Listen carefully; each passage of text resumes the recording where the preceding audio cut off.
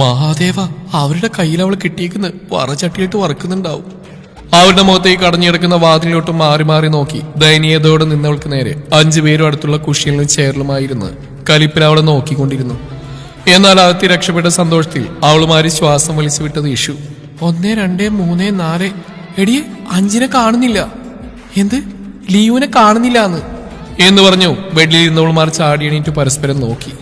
Yes, she's trapped എന്ന് അക്കു പറഞ്ഞു ശ്രീ. മഹാദേവ, അവരുടെ കയ്യിൽ അവളെ കിട്ടിയേക്കുന്നേ വറചട്ടിയിട്ട് വറക്കുന്നുണ്ടാവും. ഇനി എന്താ ചെയ്യാ എന്നാലോചിച്ച് അവർ നഖം നിന്ന് തീർത്തുകൊണ്ടിരുന്നു. ഡാ, ആ കഥ കെട്ടിയെന്ന് വിളിച്ചാലോ എന്ന അരിയുടെ ചോദ്യത്തിന് ഡേവിഡ്. അതിനൊന്നും ആവശ്യമില്ല, വാലിയോട് നിൽക്കുമ്പോൾ തലകൾ താനെ പുറത്തു വന്നോളൂ എന്ന് പറഞ്ഞ് ഷാൽ ലീവനെ രൂക്ഷമായി നോക്കിയതും അവൾ തലകുനിച്ച് നിൽക്കവെയാണ്. കഥകു തുറന്ന് ബാക്കിയുള്ളവർ വരി വരിയായി വന്ന് ലീവിനരികിലായി തലയും കുനിച്ച് നിന്ന് അവരുടെ നിൽപ്പ് കണ്ട് ചെക്കന്മാർ രൂക്ഷമായി നോയിക്കൊണ്ട് അവർക്ക് ചുറ്റുമായി നടക്കാൻ തുടങ്ങി. ശ്രീ, ഇവരെന്നെ ഒരുമാതിരി കുറ്റവാളികളെ ചോദ്യം ചെയ്ത് നടക്ക് നമ്മളിങ്ങനെ ചുറ്റുന്നേ. മിണ്ടാതിരി കക്കു, അവരുടെ മുഖം കണ്ടാലേ അറിയും കലിപ്പേര് നിൽക്കുവാണെന്ന്.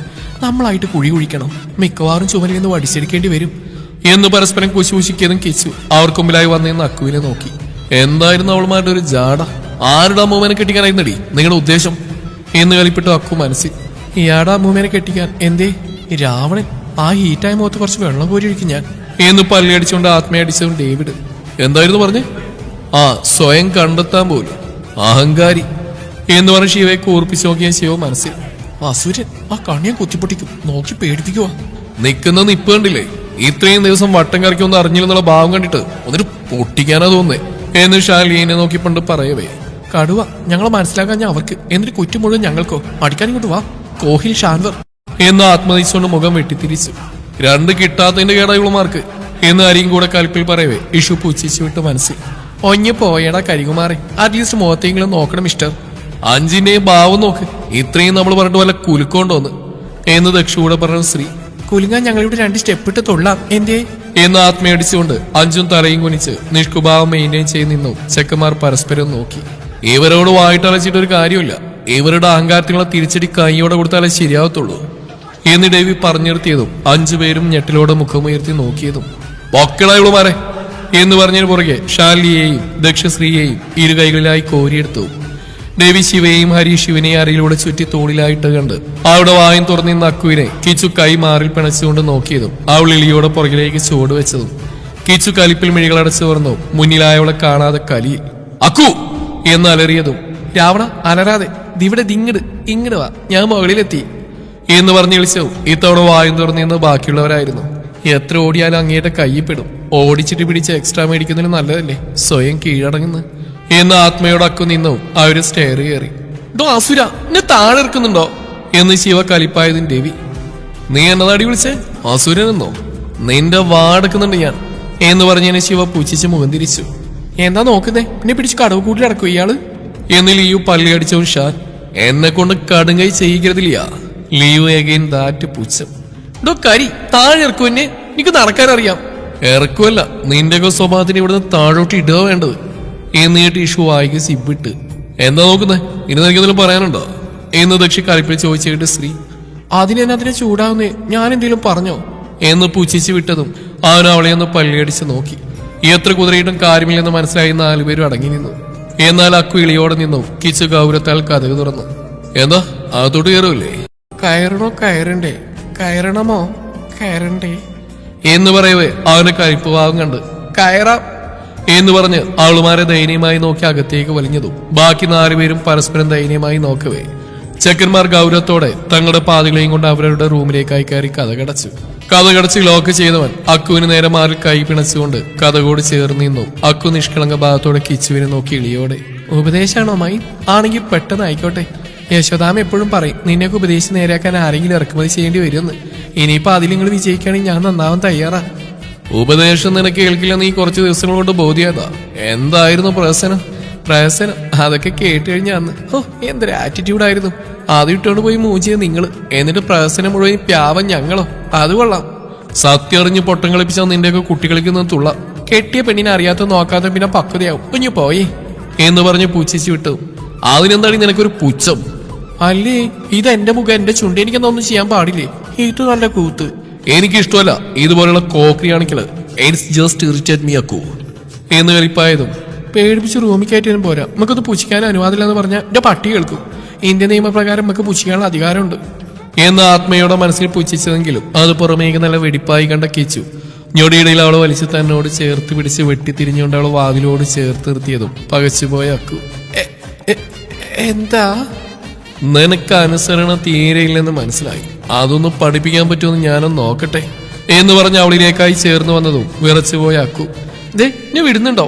ഇല്ല ഞാൻ അലറി വിളിച്ച് നാട്ടിക്കും. ഞാൻ വിട് രാവണ എന്ന് പറഞ്ഞു. എവിടുന്ന് കിട്ടുന്നടി നിനക്ക് ഈ വക പേരൊക്കെ? പിന്നെ കടിച്ചു കീറാൻ വരുന്ന സ്വഭാവമുള്ളവനെ ലോലാന്ന് വിളിക്കാം. എവിടുന്ന് വരുന്നടാ?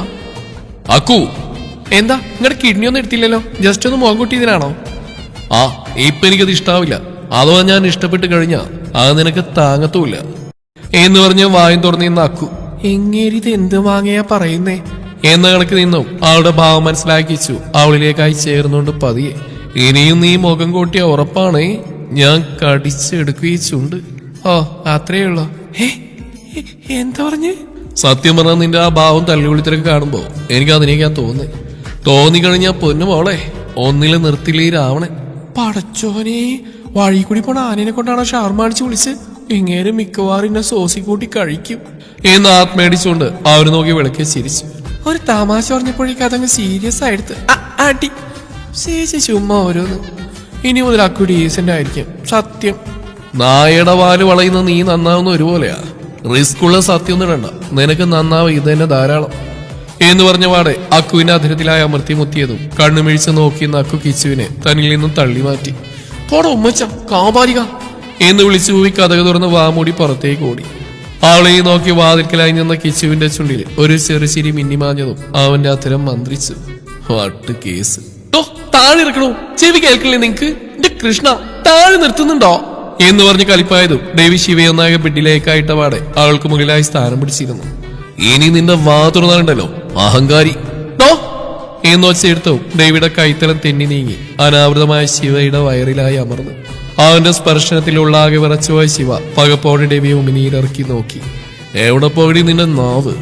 ഒന്നിലും നിന്റെ കെട്ടിയോനല്ലയോ ഞാൻ? ഇനി നീ എടാ പോടാന്നൊക്കെ വിളിക്കുന്ന എനിക്കൊന്ന് കാണണം. ഞാൻ വീടുന്നുണ്ടോ എന്ന് പറഞ്ഞ് അവന്റെ കൈ തട്ടി മാറ്റി ദാവണി വയറിലേക്കായി വലിച്ചിട്ട് രൂക്ഷമായി നോക്കിയതും. നോക്കി പേടിപ്പിക്കുന്നുടി ഉണ്ടക്കണ്ണി എന്ന് പറഞ്ഞ അവിടെ ഇരു കൈകളും ബെഡിലേക്കായി ചേർത്ത് വെച്ചതും പിടഞ്ഞു കുതിരയെ ശിവയെ കാലിനാൽ അടക്കിക്കൊണ്ട് ആട്ടങ്ങി നില്ലു വച്ചേ. കുറച്ചൊന്നുമല്ല, നീയൊക്കെ കൂടിയിട്ട് എന്നെ കളിപ്പിച്ച്. അതൊക്കെ പ്ലാൻ ആയിരുന്നല്ലേ? അവിടെ ഒരു നിഷ്കളങ്ക ഭാവം. ആരുടെ അമ്മവനെ കെട്ടിക്കാനായിരുന്നടി നീയൊക്കെ കൂടെ എന്ന് ചോദിച്ചതിന് മുഖം തിരിച്ചു. എന്നാടി നിനക്കൊരു കൂസലില്ലായ്മ? നിങ്ങളുടെയൊക്കെ അഭിനയ. നിന്റെ തിരുമുഖം വന്ന ദിവസം കയറി കൂടിയതേ ഉള്ളില്. നീ മറ്റാടേക്കാവുന്ന ചിന്തയിൽ അന്നേരൊക്കെ ഞാൻ അനുഭവിച്ച ടെൻഷൻ അതൊന്നും നിനക്കറിയല. അതിന് ഇങ്ങേറ്റ അസുര സ്വഭാവം കൊണ്ട് വന്നിട്ടല്ലേ ഞാനും ദക്ഷേട്ടനെ നോക്കിയേ. ഇനി നിന്റെ നോട്ടം പോലും എനിക്ക് നേരെ മാത്രം മതി ശിവ. ഇനി അങ്ങോട്ട് നീ ഈ റൂമിൽ എന്നോടൊപ്പം വേണം. സൗകര്യമില്ല, ഞാൻ ഇനി മുതൽ താഴെയാ. നിങ്ങളെ കരിപ്പും കെട്ടിപ്പൂട്ടി വെച്ചോണ്ട് വിളിരുന്ന അസുര. എന്നെ കൊണ്ട് അരുതാത്തൊന്നും ചെയ്യിക്കരുത് ശിവ.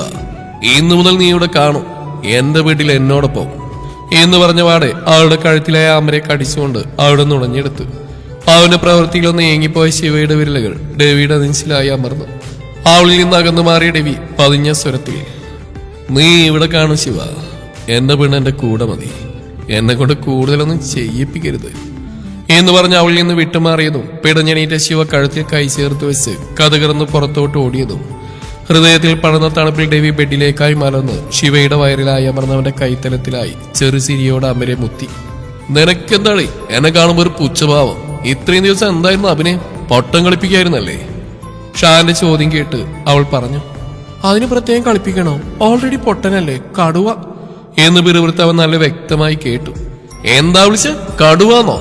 കടുവ എന്താ ചെയ്യാന്ന് പൊന്നുമോൾക്ക് ഞാൻ കാണിച്ചു തരട്ടെ എന്ന് പറഞ്ഞ് അവളിലേക്കായി ചേർന്നു. ലീയും ഞെട്ടിലോടെ പുറകിലേക്ക് പോയി ചുമരിലിടിക്കവേ അവളിലേക്കായി ചേർന്ന് നിന്ന ഷാൻ അടുത്ത നിമിഷം ലീയുടെ ഷോളിൽ പിടിച്ച് അഴുത്തി അവിടെയായി ആഴത്തിൽ കടിച്ചെടുത്തതും വേദനയാൽ ഉയർന്നുപോയ ലീയു മിഴികൾ ഇറുക്കി അടച്ചു തുറന്നു തനിക്ക് മുന്നിൽ മീശ വിരിച്ചു നിൽക്കുന്ന ഷാനിനെ കണ്ട് ചെറിഞ്ഞ് നോക്കവേ. ഇത് നിന്റെയൊക്കെ ഓസ്കാർ അഭിനയത്തിലുള്ള അവാർഡാണെന്ന് കരുതിയാൽ മതി. നല്ലപോലെ ചുമന്നലോടി മാറി എന്ന് പറഞ്ഞ് ഷോട്ടിലേക്കായി കൈ കൊണ്ടുപോകവെയാണ് കൈ തട്ടി മാറ്റി ഉടുപ്പ് കഴുത്തിലേക്കായി വലിച്ചിട്ടുകൊണ്ട് രൂക്ഷമായി നോക്കിയതും. എന്താ എന്ന് പുരികമുയർത്തിയതും. ഒന്ന് മാറുണ്ടോ? പോണം. ഇല്ലെങ്കിൽ കടിച്ചു മുറിച്ച പോലെ കടുവ പടച്ചോനെ മിക്കവാറും ടീറ്റടിക്കേണ്ടി വരും. എന്നു മനസ്സിൽ ആത്മയടിച്ചതും അവളിലേക്കായി ചേർന്ന് നിന്നുകൊണ്ടവൻ പതിഞ്ഞ സ്വരത്തിൽ, എന്റെ മൊഞ്ചത്തി കുട്ടി ഒത്തിരി വേദനിച്ചോ?